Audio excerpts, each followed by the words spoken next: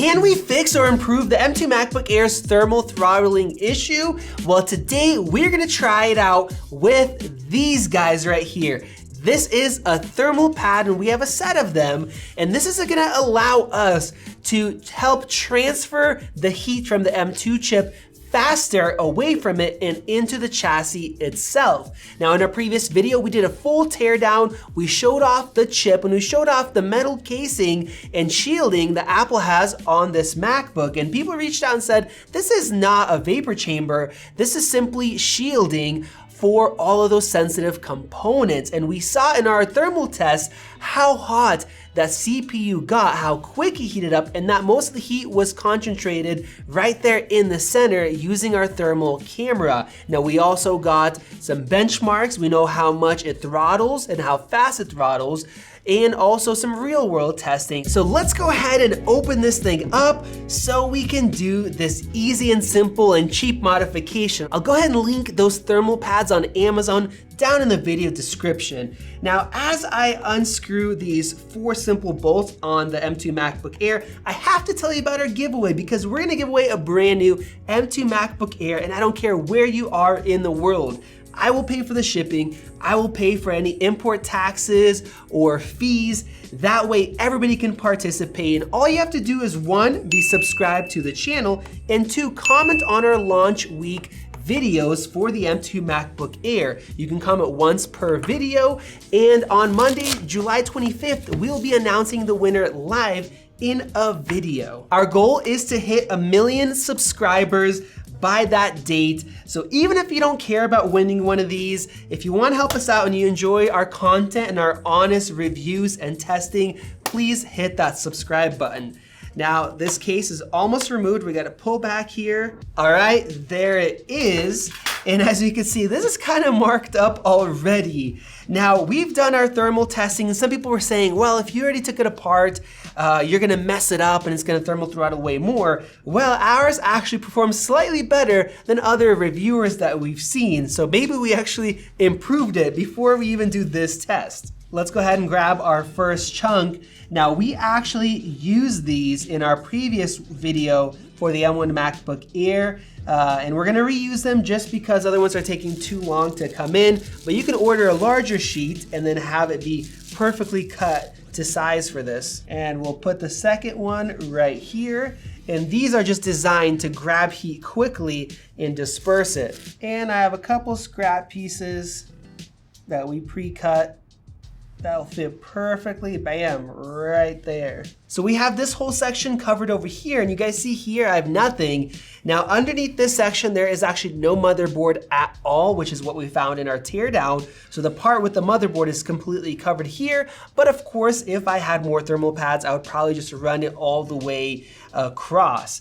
And now let's go ahead and see if we can close this cover. These are a little bit on the thicker side. They do have thinner ones, so I'd probably buy a long, thinner sheet if you're gonna do this yourself. All right, one side went in. There goes the other side. Wow, okay, that is perfect. Thankfully, everything works. The machine is running. And before we do our Cinebench test, I'm gonna go ahead and open up Adobe Lightroom Classic. We've already done a run before we did this mod. We didn't show it off in our thermal comparison. And we're just gonna go ahead and do another one of these exports and see if we have any improvement. And bam, let's hit our export for these 50 edited 42 megapixel images. All right, we're 1 minute into this export and our temps are pretty low. Now, one thing is, this is using both the CPU and the graphics. It's close to maxing out the graphics. And the CPU right now, it's kind of bouncing between 24, 23%, they'll go 70, 80%. So the temps kind of go up and then they drop down, but it does seem to be running cooler than it did last time. And with that, it is definitely moving faster. So we are getting some good improvements. We're at 1 minute and 50 seconds. We are almost done now. Oh, okay. Okay.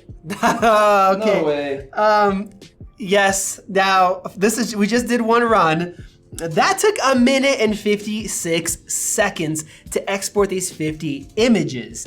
Now, the M2 MacBook Pro with the active cooling fan takes 2 minutes consistently to run this export. Now that is taking longer.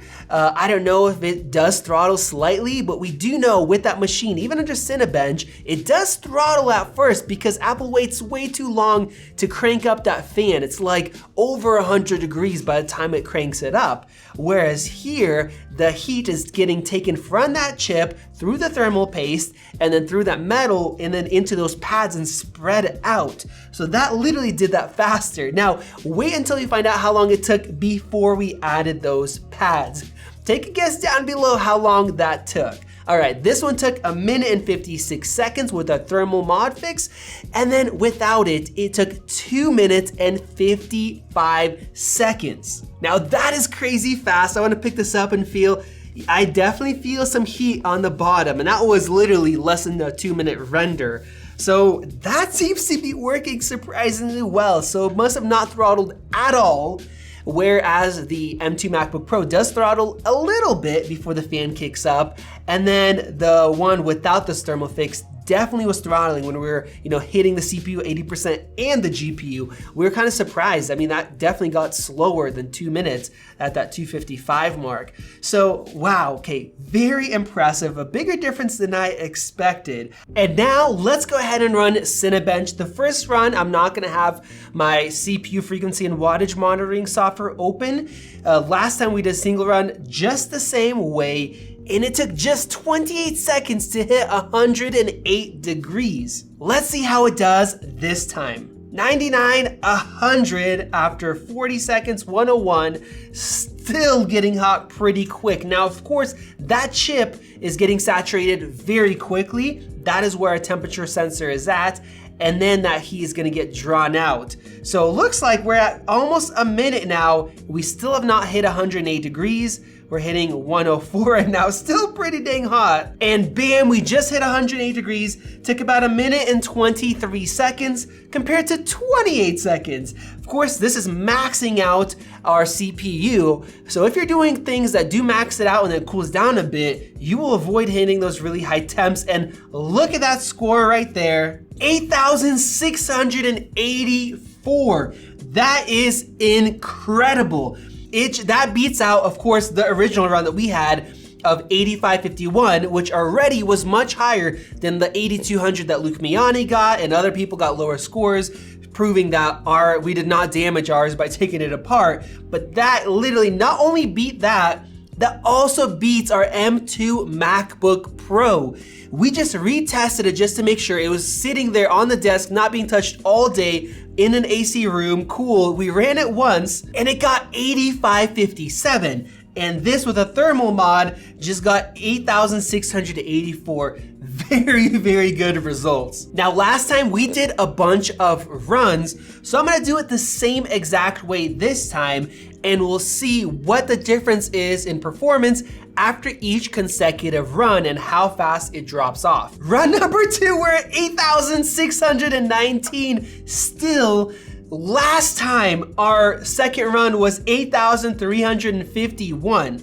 8495, we're slowing down a little bit, but it is still almost at the point of the best score we got, and still way better than Luke Miani's MacBook stock. Run 4 is 8,240.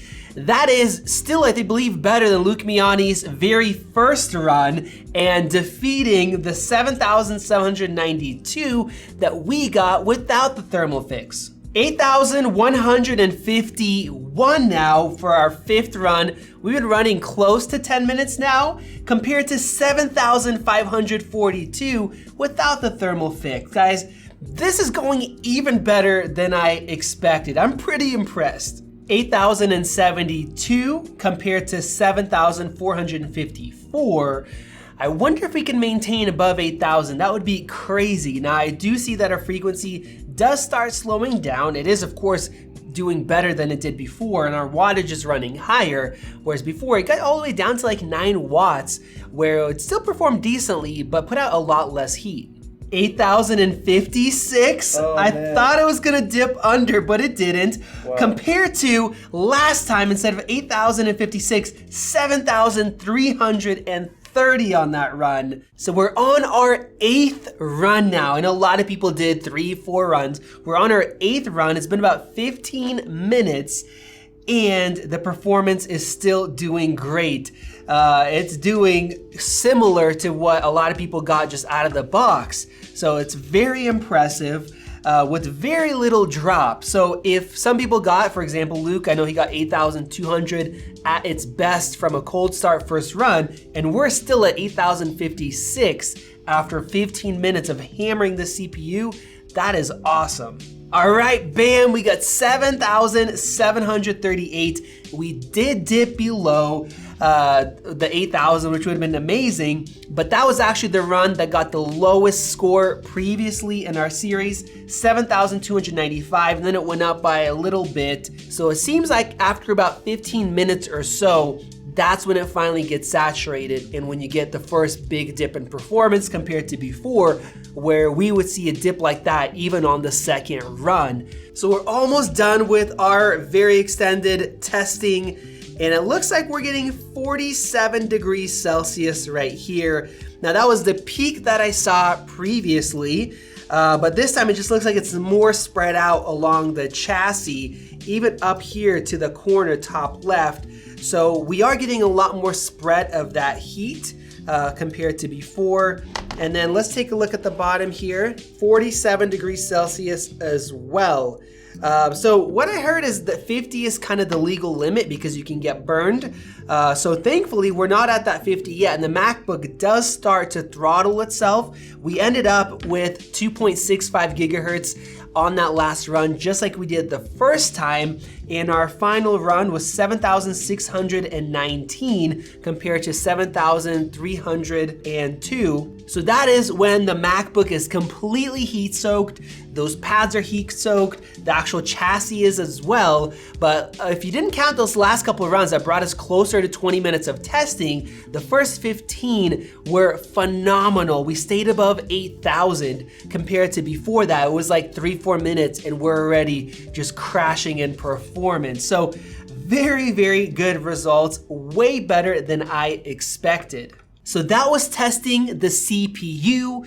What about the graphics? Well, now we're gonna run 3D Mark's Wildlife Extreme stress test. This is gonna take 20 minutes and it's gonna map out the results, and we can directly compare to not having this thermal pad, how high our scores are and how long it takes to drop off and then get heat soaked. So let's go ahead and get started. All right, we are done and the results are fascinating. Now, right out of the gate, our stability is actually lower than it was before, and that is because we had high scores and then after it got heat soaked, at the end it dropped down. But when we look at this actual chart, look how stable it is. For the first 7 minutes, it didn't go down at all.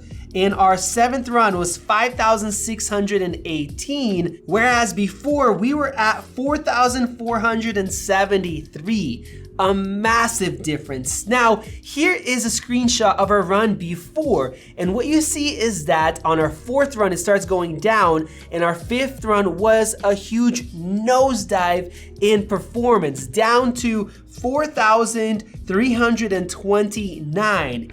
Here on our 5th run, we're still at 5,631. And then if we scroll all the way over here, we had a little bit of weirdness going to the 10th run. We actually didn't notice, but our battery is getting really low. And then on the 10th run, or 10th or 11th run, we plugged it in, you see, bam, the score starts shooting up again, and it was running great. So here, realistically, we only see a big dip in performance close to 4,000 when we were running already for about 16 or so minutes, whereas before, the 4 to 5 minute mark, we saw a huge dip, which means that one, we can maintain 100% graphics performance for a lot longer, and realistically, before you get heat soaked and lose a lot of performance, you literally, instead of doing that the 4 to 5 minute mark, it's about this 15, 16 minute mark. So you get an extra 10 minutes, or basically, what does that mean? 3 times longer of 100% GPU performance before you just fall through with thermal throttling.